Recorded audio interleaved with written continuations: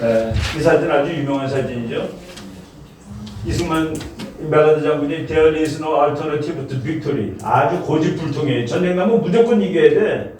뭘 따지고 협상하고 난리야. 이런 사람이에요. 그 메가드 장군한테 한국은 네가 지휘해봐 한번. 그래가지고 그 날이 7월 14일입니다. 이건 대전협정이라고도 그러는데 이승만 대통령은 한국군의 작전지휘권을 그러니까 오퍼레이셔널 코맨드를 이제 이 메가드 장군한테 줬어요. 그때 보면은 한국군은 남쪽으로 가고 미국은 북쪽으로 올라가고 그런 사진도 있습니다. 한국군은 후퇴하고 미국은 북쪽하고 그래요. 그래서 그거를 전쟁할 때 전쟁에 이기는 아까 우리 뭐 장군님이 제일 그런 거 도사지만 유니티 오브 코맨드. 그러니까 코맨드가 하나로 되어 있는 것이 전쟁하는 첫 번째 원칙입니다. 사령관이 둘이면 그보다 져요. 그래서 나폴레옹이 그랬죠. 천재 사령관 서너 명 있는 것보다 바보 사령관 바보 하나가 있는 것이 훨씬 더 센부대라고. 요건 7월 14일. 그러니까 뭐예요? 6월 25일 전쟁 나고 7월 1일 날 미군 오고 딱 2주일 만에 한국군이 미군 안에 들어가고 즉 유엔군 안에 들어간 겁니다. 이거를 다 법적으로 이제 이승만 박사가 이제 만들어 놓은 거죠. 그래서 이 현재의 상태가 계속되는 동안 요것도 다 그때 보니까 그냥 혼자 타자 치는 거예요. 이승만 박사 혼자 다 하는 겁니다. 혼자 지금처럼 뭐 비서도 많고 컴퓨터도 있고 뭐 문장 만들어도 다 있는 게 아니라 혼자 그냥 치는 겁니다. 편지도 다 쓰고. 그 다음에 7월 19일 날 이승만 대통령이 트루만 대통령한테 편지 썼는데 이것도 보면 이 사람은 도사구나라는 생각이 들어요. 38선의 의미는 사라졌다라고 편지 씁니다. 뭐냐? 지금 우리가 다 밀려가지고 지금 저 대구까지 밀려가 있는데 이제 우리는 공격하면 38선에서 쓰는 게 아니라 평양까지 가는 거야라고 우리 평양까지 갈 거야라고 트루만한테 편지 쓴 겁니다. 그 한 문장 한 문장이 그러니까 도사가 하는 거죠. 도사가. 그리고 이승만이 미국이 이제 싸우다 보니까 빨리 끝나지 않네 생각보다 휴전하려고 이제 또 꾸역꾸역 하는 거죠. 그러니까 미국 대통령한테 휴전은 한국한테 사형 온도나 마찬가지다. 나 직접 쓴 말입니다. 데스 워런트 오브 코리아 한국에 대한 사형 온도다. 휴전 같은 소리 하지 마라. 우리 전쟁 끝날 때까지 통일할 때까지 전쟁할 거다라고 이제 얘기를 했습니다. 그러다가 이제 뭐 이승만 박사가 다 아니까 그래 미국 너네 국내 정치로 봤을 때 어떻게 휴전을 안 하겠니? 미국 역사상 인기 최악의 대통령이 트루만입니다. 왜? 빨리 못 이기니까. 전쟁할 때는 전부 미국 사람들 용감하게 달려가는데 한 1년만 지나면 또 난리법석이에요 미국. 그게 민주국가가 또 다 그렇습니다. 뭘 또 못 끝나냐? 빨리 어떻게 좀 하지. 그렇다고 그러면 핵무기 쓸까 그러면 또 그건 절대 반대하고. 그래서 그 국민들한테 물어보고 외교정책하는 건 사실은 아닙니다. 외교정책은 진짜 도사들이 국가를 위해서 모르게 막 해도 되는 거예요. 야, 민주주의 국가에서 그럴 수 있냐. 민주주의 국가한테 국민한테 전쟁하겠습니까? 그럼 누가 하겠다고 그러겠어요. 군대 가시겠습니까? 그럼 누가 그러겠어요. 그 국가 안보는 안 물어보고 할 수도 있는 겁니다. 키스더 박사의 기본 이론이죠. 비밀로 다 할 수 있는 거야 그런 거는. 이렇게 얘기하는 하여간 근데 미국이 오죽하면은 이승만을 죽일 계획까지 있었어요. 쫓아낼 계획. 하도 말을 안 들으니까 그래서 미국 회의할 때 적이 하나 더 생겼다라고 말까지 나왔습니다. 이승만이라는 적도 이걸 제거를 하지 않으면 근데 나중에는 그 미국 여기 그 일본에 와 있는 미국 대사가 그랬죠. 이승만을 대체할 누구도 없다. 누구도 없다. 그래서 이제 끝까지 이승만 대통령을 이제 한국전쟁 뭐 일본은 우리는 또 나중에 뭐 이렇게 책을 보시면 됩니다. 한미동맹은 정말 그 아주 성공한 동맹이에요. 뭐 이렇게 그 보세요 이게 뭐 미군 장교하고 한국군하고 다 같이 이렇게 성공한 건 두 가지 점에 성공했습니다. 1. 첫 번째 목적 전쟁을 방지한다. 방지했잖아요. 아직까지 성공이잖아요. 내일 전쟁 터지면 이제 1%가 실패하는 겁니다. 근데 이기면은 뭐 그냥 99% 만족할 수 있는 거예요. 근데 아예 전쟁이 안 나고 우리가 평화 통일되고 북한이 붕괴되고 그러면은 그게 이제 한미동맹이 100% 성공하는 거라고 볼 수 있는 것이죠. 그리고 그 다음에 부수적인 성공은 뭐냐면은 경제가 왕창 발전한 겁니다, 한국이. 그래서 미국도 와 이거 내가 도와줬더니 자본주의가 이기는데 얘네가 그냥 아주 증명을 해버렸네 가 되는 것이죠. 그래서 한국이 또 미국이 그런 점으로 고마워합니다. 그래서 미국 사람들이 특히 이제 군인들끼리는 관계가 정말 좋습니다. 아까 우리 이준삼 장군님 같은 사람 미국이 정말 존경하는 장군들입니다. 제가 그 지금도 기억나는 거가 요새는 우리나라 길거리에 군복 입고 다니는 장교들 거의 안 보이죠. 참 이 나라가 군복을 이제 안 입고 다니는 나라로 바뀌었는데 제가 70년대 후반에 장교였습니다. 제가 대위까지 했는데 항상 군복 입고 서울 제가 삼성학교 교관인데 서울에 오면 항상 그 정복 입고 다녔어요. 겨울에는 코트 입고 다니고 계급적 뾰족뾰족한 거. 근데 내 미군한테 굉장히 무지하게 많이 받았습니다. 미군들은 굉장히 잘해요. 한국군은 뭐 그냥 할 수 없이 하고 미군은 뭐 아주 동맹국의 장교라고. 그러고 말이죠. 미국이란 나라가 무서운 거는 제가 그 미국에서 직접 본 건데 스타벅스 커피집에 그 미국 군인 병사가 군복을 1원 옷 입은 친구예요. 1원 옷 입은 친구가 이제 빼낭 메고서 이제 서서 커피 주문하려고 그랬더니 뒤에 있는 아줌마가 그 군인 이렇게 찍으면서 이거는 뭐 다 알아듣는 말이죠. 얘가 시키는 건 내가 내는 거야. 와, 너는 나라를 위해서 목숨까지 바치는데 내가 너한테 커피 한 잔 못 사주겠니? 만약 그런 사람이 없으면 커피 주문받는 사람이 뭐 드시겠어요? 오늘 그냥 우리 수고하시는 분한테. 그리고 뭐 미군 병사들 비행기 타면 1등석 비면 1등석으로 보내준다는. 근데 그건 못 봤는데 제가 재작년에 보스턴 공항에서 필라델피아까지 오는 국내선을 타는데 휠체어 타신 분, 아기를 안으신 분, 그리고 현역 군인들 들어가십시오라고 나오더라고요. 와, 그래서 군인들이 제일 먼저 들어가는 거예요. 우리는 힘센 아저씨들은 맨 마지막에 근데 걔네들은 와, 저 나라가 저게 그 미국의 무서운 힘이 거기서 나오는 모양이구나 하고서 군인이 특별하게 그러니까 왜 너네들은 목숨도 버리지 않냐 나라를 위해서. 우리는 목숨 버리니 돈이나 세금이나 내지. 그거예요 바로. 근데 미군이 한국군을 아주 좋아합니다. 아주 좋아하고. 근데 이제 우리가 오늘 평시작전 통제권, 전시작전 통제권 뭐 이걸 가지고 한번 얘기를 해야 되는데 그것도 사실 아니 전쟁 나면 미군이 주의하면 우리나라가 주권이 없는 나라입니까? 그거를 이제 정확하게 설명할 수 있어야 됩니다. 이제 이승만 대통령이 그거를 미군한테 작전 통제권을 넘겼다고 그랬죠. 그때는 작전 지휘권이라고 그랬습니다. 작전 지휘권을 넘겼는데 한국전쟁이 끝난 다음에는 그 작전 지휘권이라는 단어가 작전 통제권으로 바뀝니다. 그래가지고 유엔군 사령관이 작전 통제권을 가져요. 뭐가 그렇게 다르냐? 애써서 구분하자면 작전 지휘권에는 상당 부분의 인사권이 포함됩니다. 이 장군 이거 내가 갈아야 되겠어 하는 것도 되는데 작전 통제권은 미군이 갖고 있지만은 인사는 한국이 할 수 있는 거예요. 이 사람도 사령장으로 보내고 다 이러는 거를 한국이 다 하는 겁니다. 그래서 인사권이 이제 우리한테 많이 왔어요. 그리고 미국 유엔군 사령관이 작전 통제권, 그러니까 작전 지휘권이 작전 통제권이 돼가지고 계속 미군이 지휘를 하는 겁니다. 이름은 유엔군 사령관이지만 유엔군 사령관은 단 한 명도 미군이 아닌 사람이 없었기 때문에 부사령관도 전부 미군이었는데 이번에 처음으로 캐나다 사람을 시켰습니다. 왜? 북한이 자꾸 위에서 가지고 뭐라고 그러거든요. 그러니까 미국이 딱 캐나다 사람으로 시키는 거예요.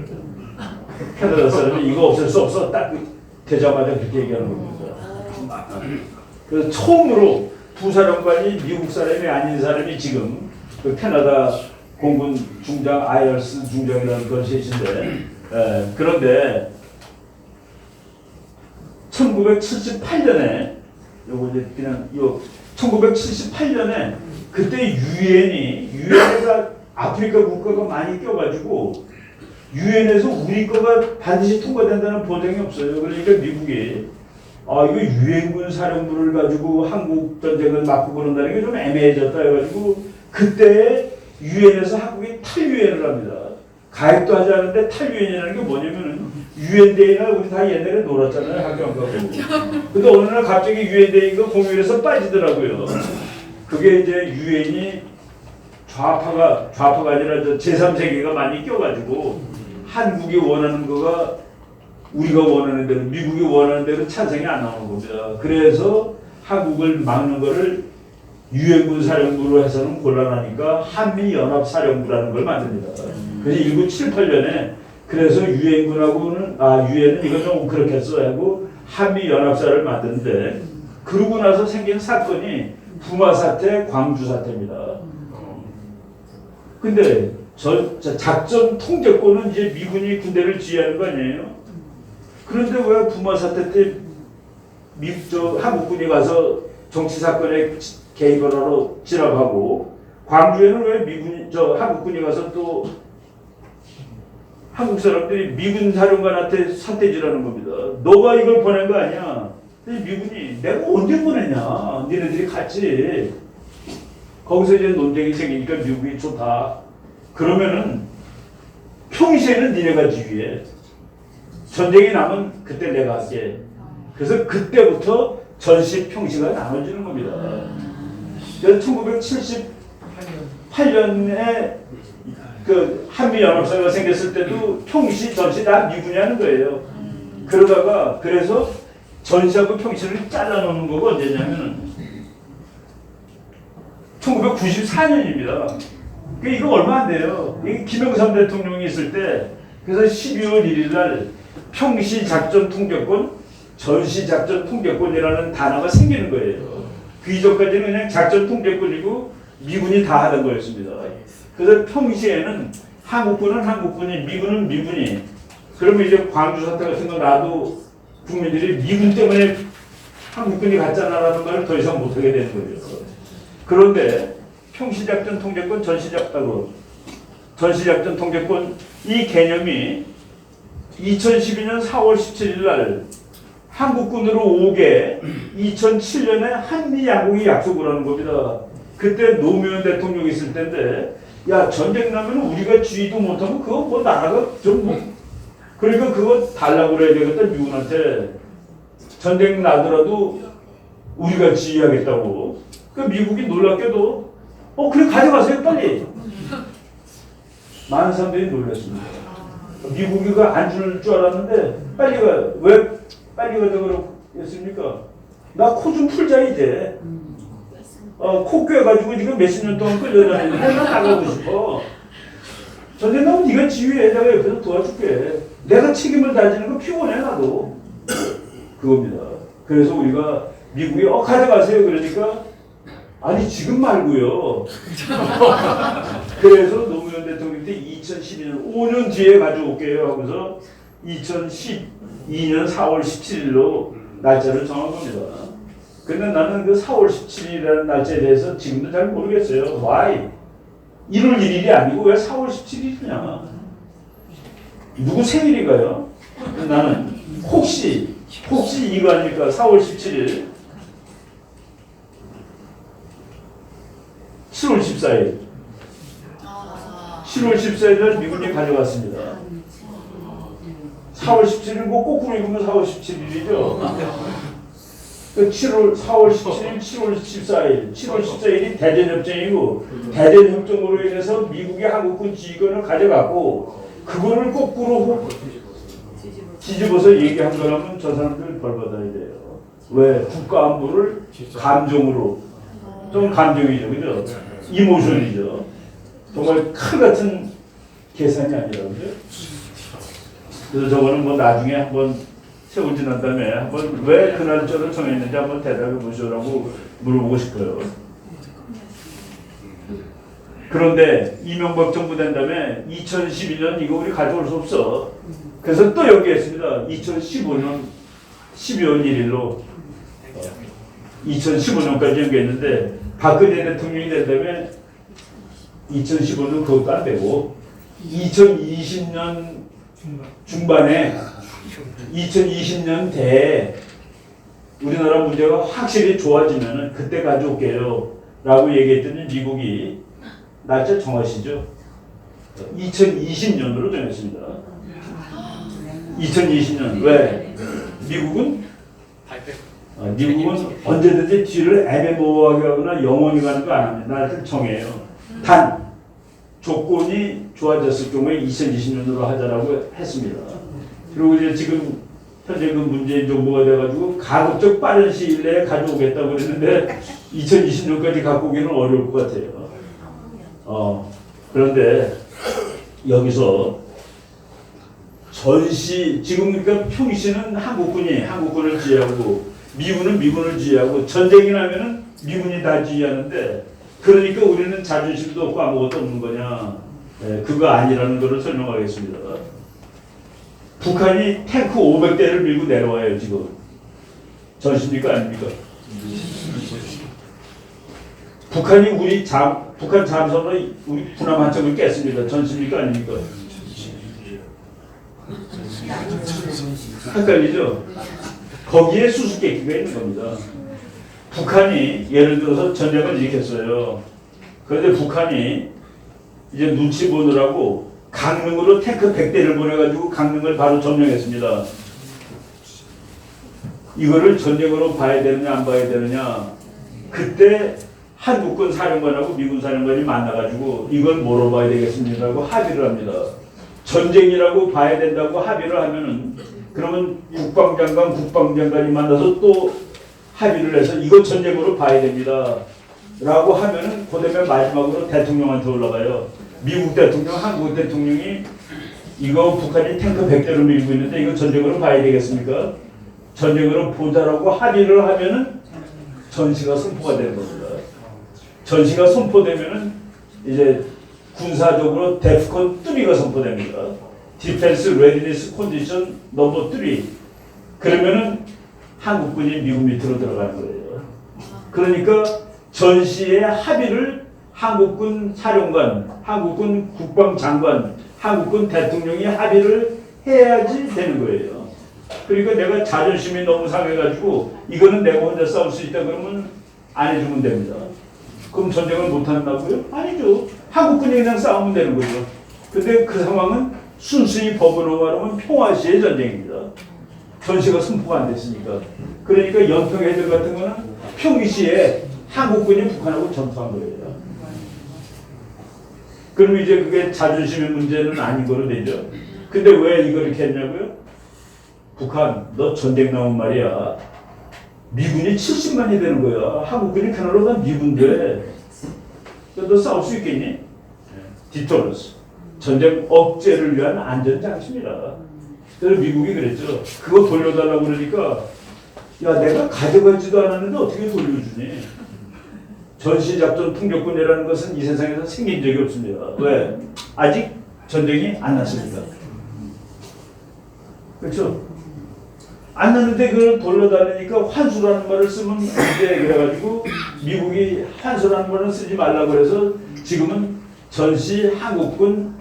전시작전군 한국군 단독 행사라고 씁니다. 환수라는 말을 안 씁니다. 그래서 미군이 옆에서 내가 열심히 도와줄게. 그래서 제가 이제 이진삼 장군도 대장 출신인데 그분보다 좀 후배 중에 대장인 분한테 물어봤어요. 미국이 그럴 경우에도 열심히 도와줄 거예요. 그랬더니 그냥 뭐 한마디로 태없는 소리 하지 마세요. 그분이 연합사령관, 부사령관 출신입니다. 대장하고서 미국 가서 7년 공부해서 박사 받아온 분이 있어요. 또 대단한 분인데 그분한테 질문했더니 아유 택도 없죠 라고 그냥 한 칼로. 근데 거꾸로 한번 생각해 보세요. 우리나라가 우리보다 훨씬 못한 나라를 도와주게 됐는데 지금 현재 우리가 다 지휘를 그 나라 병사를 다 지휘하게 돼 있습니다. 근데 그 나라가 전쟁 나더라도 내가 지휘할게요. 그럼 우리나라 대장이 그 나라 예를 들어 월남이라고 칩시다. 우리나라 대장이 월남군 밑에 들어가서 지휘 받아요? 아니지. 뭐 도와주는 것도 우리 기분 내키는 대로 도와주는 거죠. 그래서 그거는 거의 상식적인 얘기입니다. 그래서 이것이 자존심의 문제가 아니라 전쟁 억제를 위해서 만든 안전장치다라고 이제 얘기를 하는 거죠.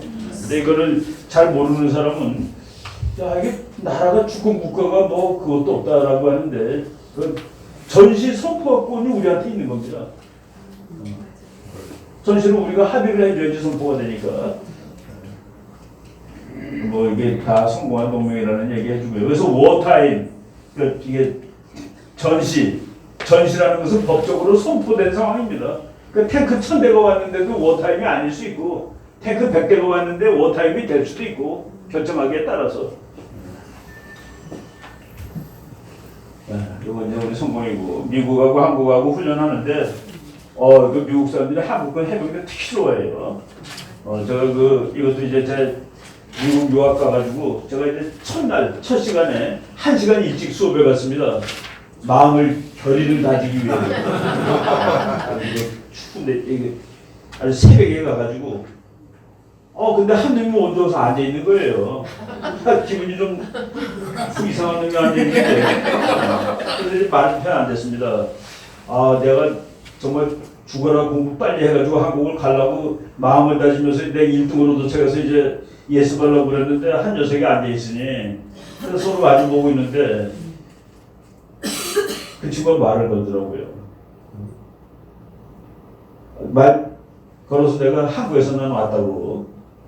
근데 내가 보니까 머리가 빡빡 깎아가지고 군인 같지가 학생 같지가 않아서 너는 군인 같다 그랬더니 그 친구가 나 군인 맞아. 미군 해병대 소령이야 그러더라고요.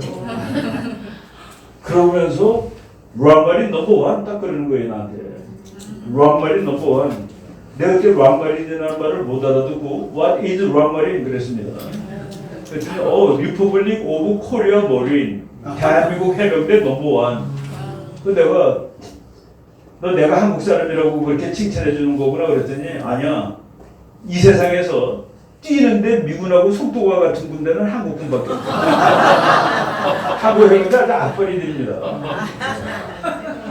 미군하고 같이 우리 옛날에 훈련 같은 거 하면은 보통 지금도 훈련하면은 바닷가에서 같이 뛰어 올라오는 한국군 미군 그게 해병대들인데 한국군이 미군보다 뒤처지지 않으려고 그냥 악으로 뛰는 겁니다. 같은 속도로 뛰는 그래서 한국군을 그렇게 좋아한다고 내가 그 축구를 뻥 하면서 롱머린 하는 게 지금도 기억이 납니다. 미군 소령이 이제 박사받으러 왔던 친구가 있었어요. 이 동맹이 친하냐 안 친하냐는 북한에 대해서 어떻게 생각하느냐에서 달라지는 겁니다. 한미동맹 위대하다, 끈끈하다, 아이언클레드라고 이번에 얘기했죠. 철갑이라고. 미국이 북한 생각하는 거하고 우리가 북한 생각하는 거하고 똑같으면 철갑입니다. 그건 그거로 판단하는 거예요. 그리고 미국이 중국을 어떻게 보는데 우리도 미국이 중국 보듯이 보느냐? 그러면 한미동맹은 철갑동맹이 되는 겁니다. 그게 아니면 양심에 손을 대고 말하면 되는 것이죠. 네. 제가 언제까지 할 수 있는 건가요? 한 4시간 하는 건 안 되고 하셔야 돼요. 하셔야 돼요.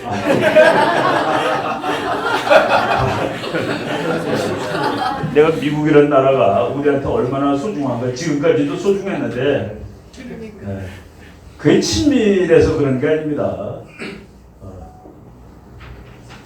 우리나라의 구조를 보면은 이게 통일을 해야 되는데 통일을 하지 않으면 그냥 영원히 바보예요. 그런데 지금 이 대한민국이라는 나라가 그래도 진짜 괜찮은 나라가 된 게 뭐냐면은 세계 12등이에요 저게. 저 코딱지가 세계 12등입니다. 정말 지구 애들이 초등학생 세계지도에 보면 쌀한 톨도 못 올려놔요. 너무 조그매서 한국에. 제가 이제 우리 광주에 강야를 갔다 오고 부산에 갔다 올 때는 참 우리나라 좁다는 생각이 듭니다. 그러니까 광주 가서 강의하고 또 서울 와서 또 일본 나이가 크면은 필라델피아에서 샌프란시스코까지 비행기로 날아가는 데만 비행기가 떴다 내릴 때까지 5시간 50분입니다. 그러니까 내려서 왔다 갔다 하는 거 낮추면은 6-7시간 걸려요. 근데 여기는 그냥 부산까지 2시간 반이면 가니.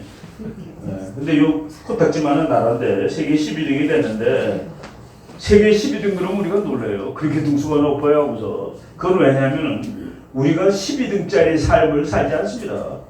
세계 12등짜리 나라 되면은 정말 유복하게 살아야 돼요. 정말 행복하게 살아야 됩니다. 걱정 안 하고 20살 됐다고 가서 신체검사 받으면서 뭐 그냥 불안하고 말이지. 자기 애인 군대 간다고 좀 눈물 뚝뚝 흘리고 아들 논사훈련소에 가서 논사훈련소에서 옷 보내주면은 완전히 그냥 뺑뺑이 도니까 옷이 완전 흠탕물이죠. 우리 어머니가 그거 빨고서 물더라고요. 근데 바로 밑에 동생 군대 갔는데 당연히 울죠 엄마들이. 이놈이 가서 얼마나 고생을 하나 하고서 옷을 보내주는데 사복은 다 보내주잖아요 소포에. 그냥 뭐 그냥 지르기 새까맣게 묻어갖고 지르기 누렇게 묻어갖고 왔으니 우리 국민들 다 그러고 사는 거예요. 여기 뭐 그거 고민하는 분 어디 있습니까? 그죠? 그런 것들 등등 해가지고 그걸 해결하기 위해서 통일하는 겁니다. 우리나라가 12등 노릇 못하고 30등이나 되나 마나한 삶을 사는 거는 북한이라는 존재 때문이에요. 그래서 뭐 다 피곤한 겁니다. 요새 그래도 낫지만 옛날에는 군대 안 갔다 온 사람은 김포공항도 못 갔습니다. 군대를 갔다 와야지 외국 나갈 수 있는 권리가 획득되고 그랬죠. 그것도 시험 봐서 유학시험 떨어지면 또 못 가고. 근데 이제 지금 통일을 해야 되는데 이 통일이 70년 동안 안 되는 이유는 뭘까? 오늘 뭐 아주 노골적으로 말씀드려요. 중국 때문에 안 되는 겁니다. 중국. 그 다음에 일본도 상당 부분 책임이 있어요. 중국은 우리가 하마터면 통일했을 때 1950년 여기까지 올라갔죠. 육사단 병사들이 압록강에 처음 도착했습니다. 육사단 지금 갈가던 길에 이 이스라엘 별 달고 다니는 친구들이 있어요. 이스라엘 별로 생긴 부대가 청성 부대라고 그럽니다. 육사단인데 육사단이 첫 번째로 압록강에 도착해가지고 병사가 그물을 떠서 수통을 이승만 대통령한테 보냈습니다. 압록강의 물이라고. 그런데 중국군이 와가지고 이거를 그냥 박살을 내버린 거죠. 중국군이 미군 자료를 보면은 130만 명이 와가지고 40만이 죽었습니다. 그리고 40만이 부상당했어요. 중국 거로 보면은 19만 죽은 거로 나오는데 미군 거로는 40만이 나옵니다. 중국은 그 엄청난 피로서 통일을 막은 거예요. 근데 중국이 또는 일본이 한국 통일하는 거 반대하는 가장 중요한 이유는 이거는 국제정치학 교과서에 나오는 얘기입니다. 이웃에 힘센 나라가 생기는 것은 막을 것.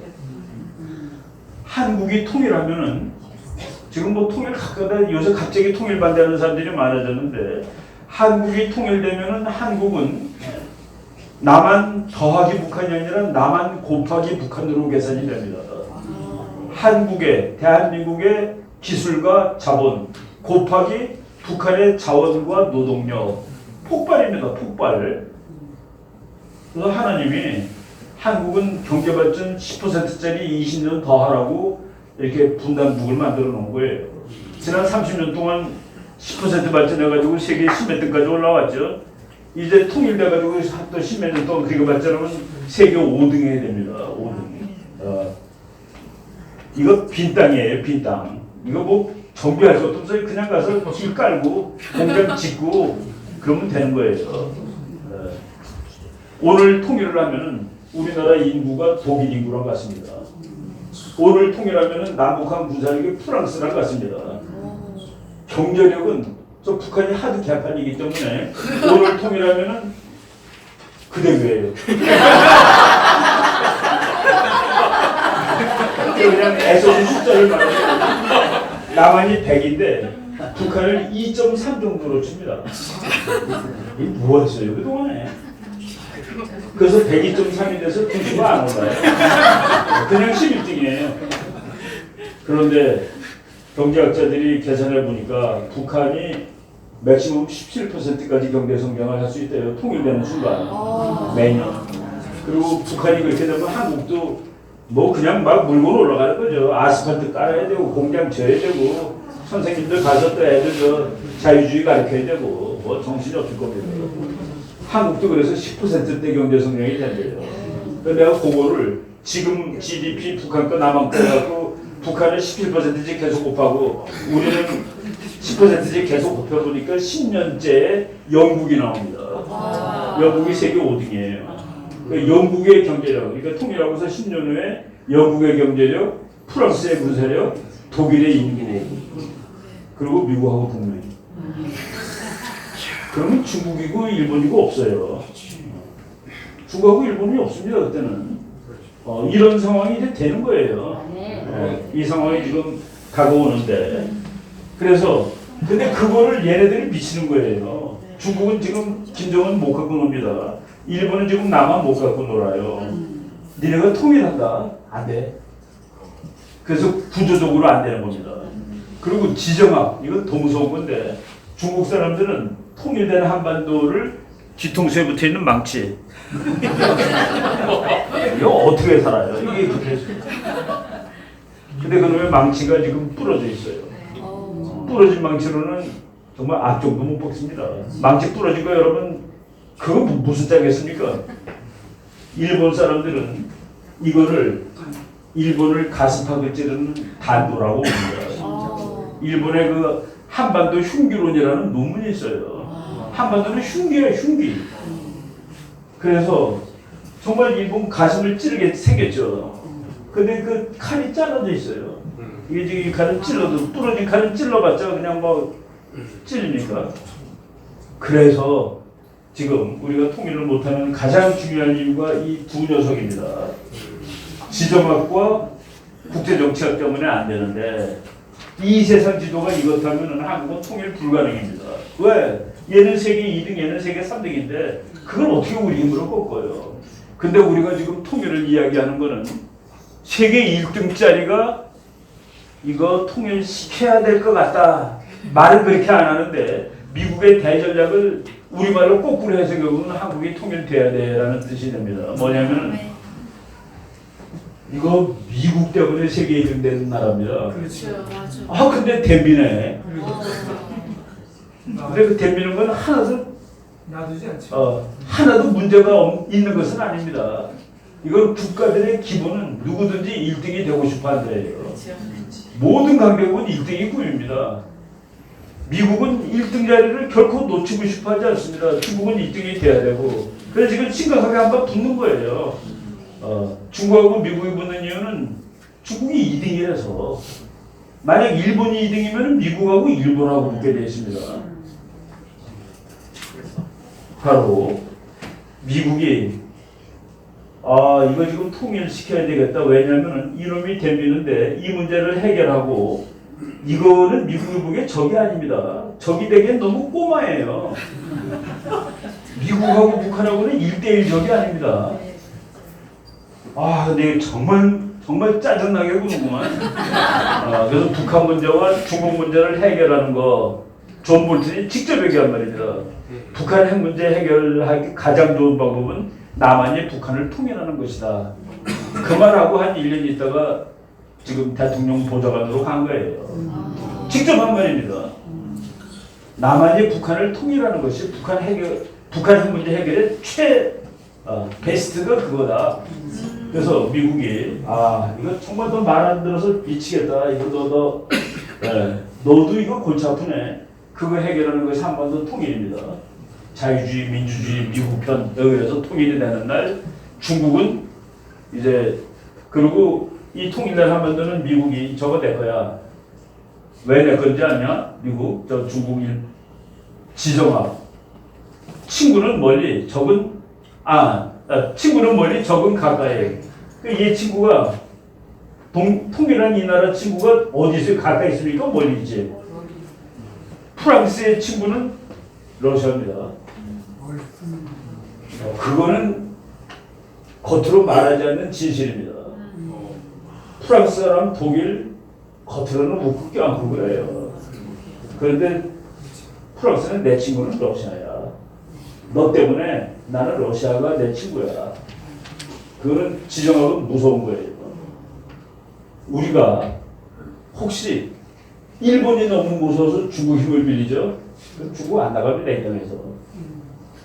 또는 중국이 무섭다고 일본 힘을 빌리죠? 안 가요. 지금 가겠다고 떠들면 미국밖에 없습니다.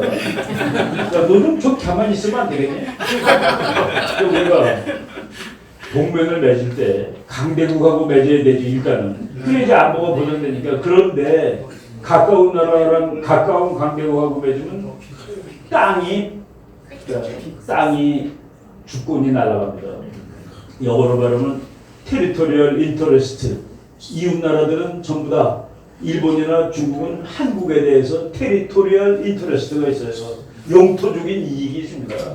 미국이 영토적인 이익이었기 때문에 저걸 불러다 놓으면은 땅을 뺏기는 꼴은 안 당하는 거예요.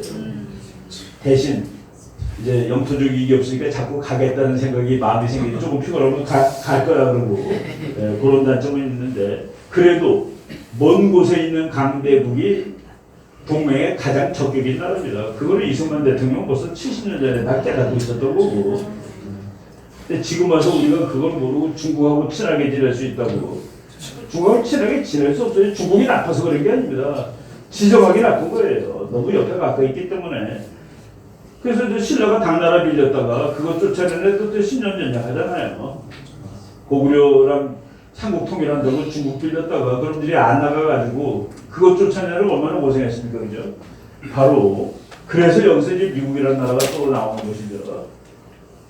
미국이 지금 이거 한반도 이거 중요하구만 나한테 다시 깨닫는 겁니다. 다시 깨닫는 거죠. 일본, 너 이거 네 가슴을 찌르는 칼이라고 그랬냐? 중국, 네 뒤통수를 때리는 망치라고 그랬냐? 그럼 내가 쥐고 있으면 되겠구만. 통일되네. 미국은 전략적으로 맞는 거예요.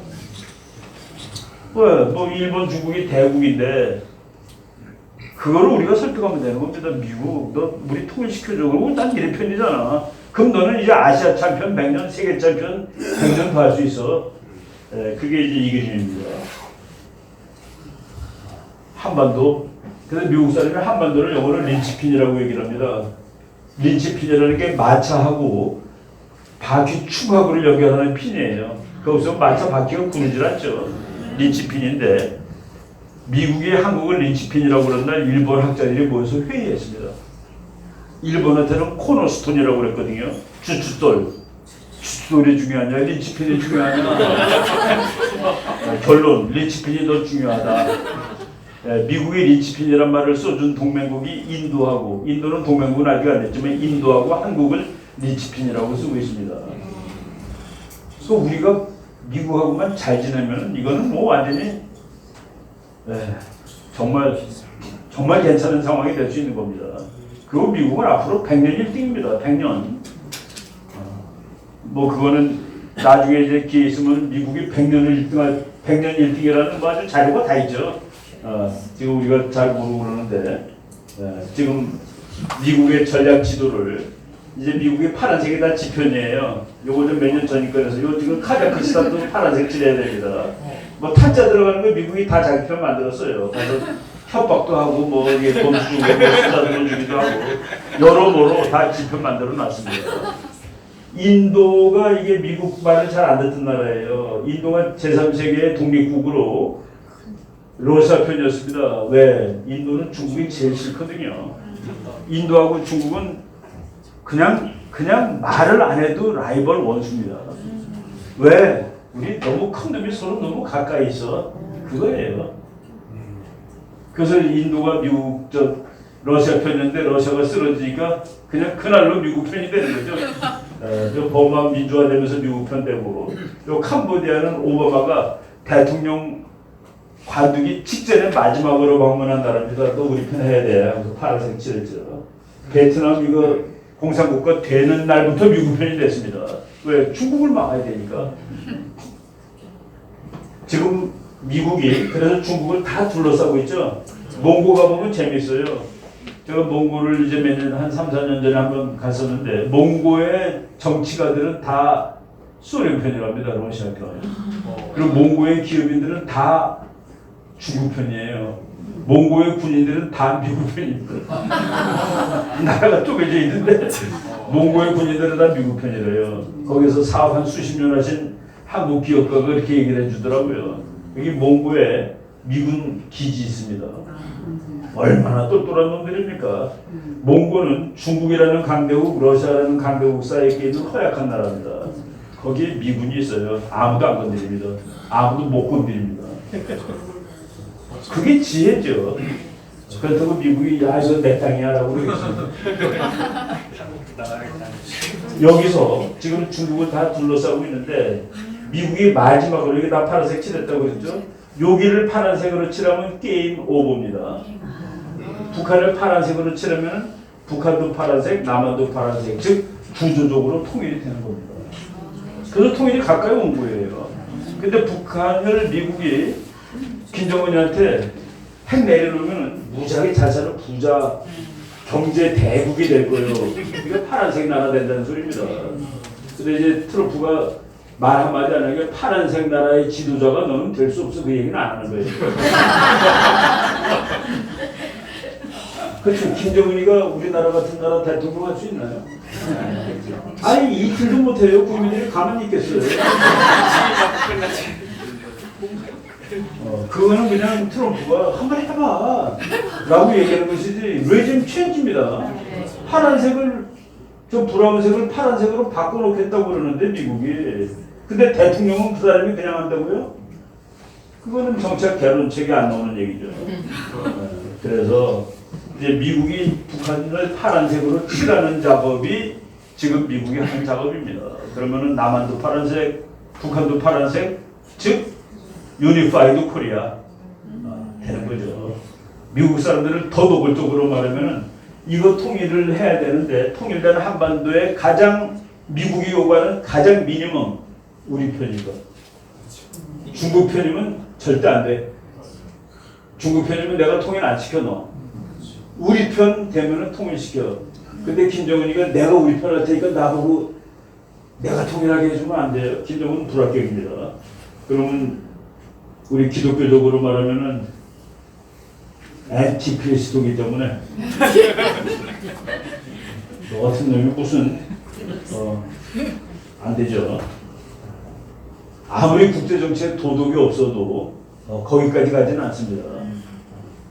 김정은이는 불합격이에요. 이제 그래서 우리가 지금 구조적으로 미국이 정말 자유와 전체주의의 싸움. 그래서 너도 전체주의야, 너도 전체주의야. 그냥 같이 몰아치고 있죠 미국이. 그리고 중국을 정신없이 흔들어가지고 중국이 지금 어지러워요. 북한 문제 어떻게 되더라도 감히 낄 만큼 피곤한 그 신경이 막지가 못합니다. 그 트럼프가 그래서 와, 저 사람 장사꾼 출신이면 대단하네 라고 볼 수 있는 그런 근거가 있는 겁니다. 네. 뭐 이거는 학문이에요. 우리 박성주 교수가 독일 통일의 교훈해가지고 책에 쓴 겁니다. 그대로 제가 갖고 온 거예요. 누가 나에게 독일 통일을 이뤄낸 요인이 무엇이냐고 묻는다면 세 가지를 요약할 것이다. 미국의 지원, 소득의 경제력, 소득의 단결력. 요 세 가지인데 뒤에 있는 두 가지는 충분 조건입니다. 미국의 지원은 필요 조건입니다.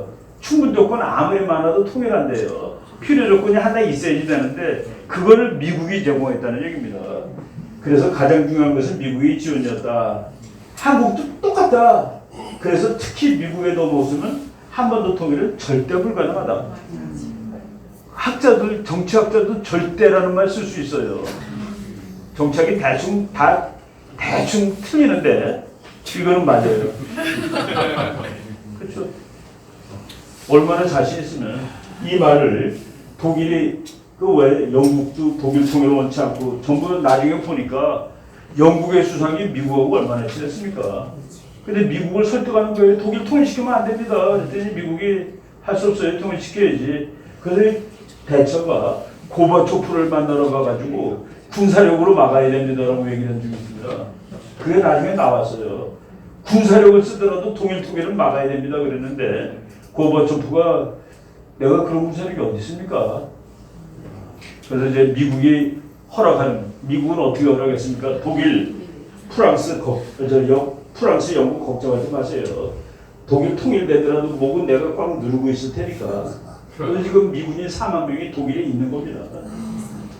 독일은 프랑스가 무서워하는, 영국이 무서워하는 2차 대전에 독일로 못 가게 미국이 올라타고 있는 거예요. 지금도 미국 학자들 중에 그런 사람이 있습니다. 프랑스가 미국한테 대들면은 독일 목을 풀어주지. 저것들이 지금 독일 목을 미국이 붙들고 있는 걸 모르고 미국한테 대들고 있어. 그런 얘기가 국제정책에서는 노골적으로 하는 얘기입니다. 독일 수상이 헬무트 콜이 그랬어요. 미국과의 우애와 파트너십은 독일 대외 정책의 근간입니다. 이 사람이 자존심이 없어서 이렇게 얘기했습니까?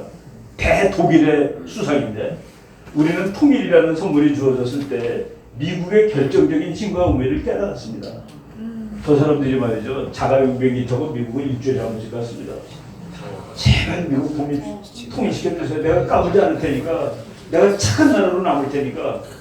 네, 미국이 그걸 확신 못하니까 미군 여기 그냥 놔두는 거로 통일시켜준 겁니다. 그렇죠? 이 사실이 뭐 미국은 한국의 동맹국이고 우리가 이 말하면 절대로 안 되는 거야. 중국하고 미국의 싸움은 우리는 중립을 지킨다? 그건 말이 안 되죠. 일단 법적으로 말이 안 됩니다. 미국하고 동맹인데 그런 제명을 파기해야지 중립을 지키죠. 또는 그 국제정책 용어 중에 우리는 균형자 노릇을 할 거다. 균형자. 노무현 때 그 말이 나왔어요. 균형자라는 말 하니까 미국이 동맹 관두려고 그러시고 그랬더니 내가 먼저 동맹. 네, 균형자의 첫 번째 조건은 동맹이 없는 나라라야만 균형자를 할 수 있습니다. 내가 미국하고 동맹인데 미국이 중국하고 다투는데 내가 균형을 하면은 중국이 믿겠습니까? 이게 미국하고 동맹인 주제에 균형한다고 까부네 내 앞에서. 또 미국은 아니 이게 동맹인 게 균형을 해? 내 편을 안 하고? 그래서 두 나라한테 다투진 겁니다 우리가. 그 미국은 질문할 때 너 나랑 동맹 끊으려고 그러는 거야? 우리가 언제 끊는다고 그랬어요. 근데 밸런스는 동맹이 없는 나라가 하는 걸 모르고 동맹은 그 밸런스를 하기 위해서 두 가지가 필요합니다. 1. 아무하고도 동맹이 없을 것. 2. 밸런싱을 하면 힘이 있을 것. 밸런싱 하려면은 내가 이 둘이 싸우는데 밸런싱을 폼나게 하려면은 내가 어느 쪽에 붙느냐에 따라서 결판이 다르게 날 때 내가 밸런스를 할 수 있어요. 내가 1을 붙으면 여기가 이기고 내가 1을 붙으면 여기가 이기면 그때 나는 밸런스 할 수 있는 능력이 생깁니다. 그리고 더 중요한 조건, 누구하고도 동맹이 아니어야 돼요. 근데 우리는 미국하고 동맹을 해서 밸런스 하겠다고 했죠. 원교 근공, 이거 국제정책 철칙입니다. 먼 나라하고 사이가 좋고 가까운 나라랑 싸운다. 이거는 전쟁사에서 증명이 됩니다. 이 지구에 있는 전쟁은 누가 하느냐? 90% 확률로 맞출 수 있는 것은 붙어있는 나라들. 그러면 90% 맞습니다. 가까운 나라가 하는 것이죠. 그리고 민주주의 국가들끼리 전쟁하지 않는다는 이론이 최근에 또 확립된 이론인데 민주주의끼리는 전쟁을 안 합니다. 캐나다가 미국 바로 옆에 붙어있는 무지막지한 강대국 옆에 있는데 캐나다가 떨지 않는 이유가 둘 다 민주주의라서. 캐나다가 민주주의를 포기하면 미국한테 그냥 죽습니다. 다음날. 근데 캐나다도 민주주의고 미국도 민주주의라서. 또는 캐나다가 민주주의를 하는데 미국이 독재로 바뀌면 또 캐나다 죽습니다. 멕시코 정도 민주주의를 유지하면은 아무도 안 죽어요. 그러면 이 법칙을 우리가 적용하면은 중국이 우리의 친구가 될 수 있나요? 가깝고 독재인데 너무나 쉬운 거를 헷갈리고 있다는 얘기입니다. 일본은 가깝지만 민주국가라는 의미에서 민주적 평화로 내려가면은 일본하고는 전쟁할 확률이 지금 현재 없습니다. 지금 수준의 민주주의를 유지하는 한. 그리고 국제정치는 누구랑 친구하는 게 좋냐? 아주 노골적으로 센 놈. 부잣집 아들하고 친구하면 점심 잘라도 먹을 수 있어요. 그렇잖아요, 그죠?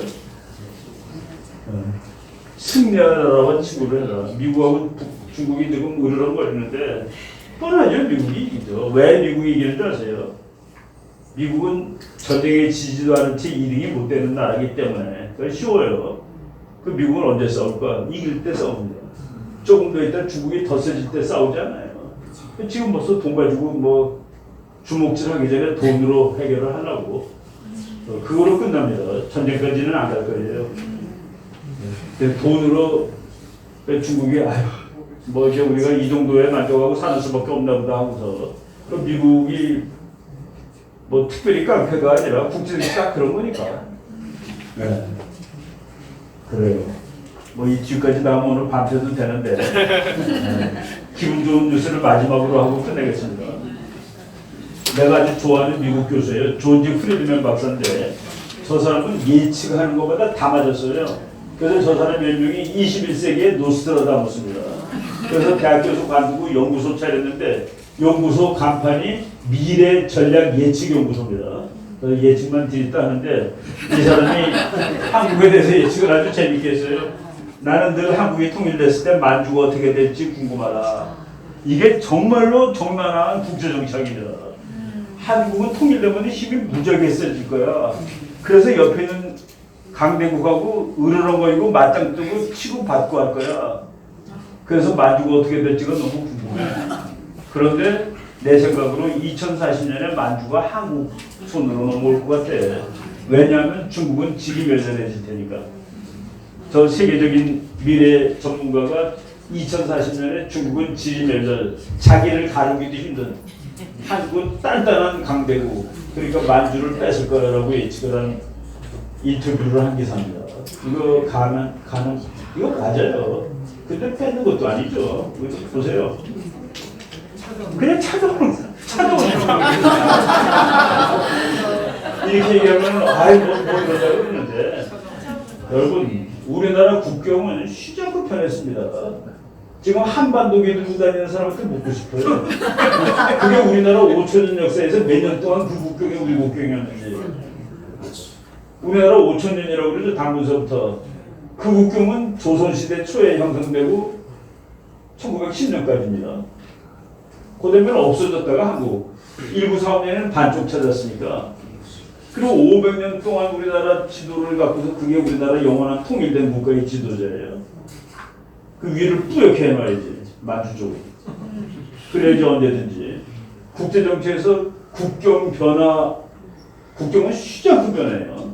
1865년서부터 1815년부터 1965년까지 150년 동안에 국경 변동 사이가 770회가 있었습니다. 국경은 매일 변하는 거예요. 근데 그거를 우리는 국경은 안 변한다고 생각하고 그러는데 힘 세면은 국경이 늘어났다가 힘 약하면 쪼그라들었다가 그게 국제정치에 지금 우리가 쪼그라든 상태인데 우리는 요거를 만족해야 되나요? 나는 아니라고 생각합니다. 우리도 힘 있는 강대국 되고 그리고 뻗어나가고 여름에는 휴가 만주에 가서 좀 쉬다 오고 그런 나라가 돼야 되죠. 보국통일 중국도 보국통일이 달성이 되는 것이죠. 만주. 네, 정말 좋은 나라 됩니다. 좋은 나라 되고 그리고 하나님이 우리나라를 죽을 고비마다 다 살려줬어요. 그래서 앞으로도 이런 큰 나라 되고 지금 세계에서 기독교 신자가 우리가 두 번째죠. 미국 다음으로. 그래서 미국하고 친구하고 잘하고 그러면은 뭐 또 여러분들 이제 2040년에 우리 국민 수명이 120살이 됩니다. 2040년에 우리 여기 몇 살 되나? 60년 더 살아야 돼. 존지 프리드맨 박사가 2040년에 한반도 만주가 한반도가 된다고 그러고 한마디 더 했어요. 그때 내가 95이구만. 서울 가서 확인해야지. 예. 그때 평균 수명은 120 정도로 잡습니다. 그러니까 아직도 무려 25년이나 남아있는 상황이에요. 요거는 녹화하지 말고 내가 황우석 교수 얘기 하나 해드릴게요. 한 10년 전에 내가 이제 저 한양대학에서 우리 이런 건 절대로 하나 약속하고 끝내겠습니다. 우리는 절대로 남을 먼저 침략한 적이 없다라는 거짓말을 하면 안 됩니다. 그 말을 하게 되면 고구려는 우리가 아니야가 돼버립니다. 왜? 고구려는 밥 먹듯이 남을 침략했거든요. 그러니까 이렇게 땅이 넓지. 그래서 우리는 남을 한 번도 침략하지 않은 민족입니다. 그러면 중국이 고맙습니다. 고구려는 중국. 중국놈들이 얼마나 황당이냐면은 연세대학교 나온 시인 윤동주를 중국 사람이라고 주장합니다. 끝까지 가는 거예요. 윤동주가 중국의 애국 시인이래요. 아, 나 참. 그것도 우리가 싸워야 될 숙제예요, 숙제. 역사 공부도 해야 되고 그렇습니다. 오케이. 예. 뭐 이 정도 하면은 그래도 기본은 제가